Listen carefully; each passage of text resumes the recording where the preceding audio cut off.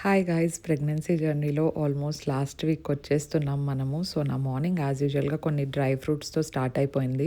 So last 2 months ఏం చెప్తారంటే ఎంత హెల్దీగా తింటే బేబీ అంత గ్రోత్ ఉంటుంది అని చెప్పేసి నేను హెల్దీగా తినడానికే ట్రై చేస్తున్నాను. కానీ నాకు ఎక్కువ దేని మీద క్రేవింగ్స్ లేదు.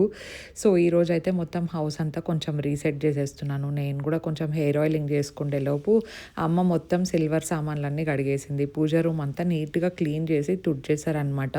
So that if in case delivery ఏమన్నా సడన్గా డెలివరీ పెయిన్స్ అట్లా వచ్చినా కూడా పూజ రూమ్ ఇల్లంతా చాలా నీట్గా ఉంటుంది కదా అన్నట్టు అనుకున్నాము. And we had breakfast.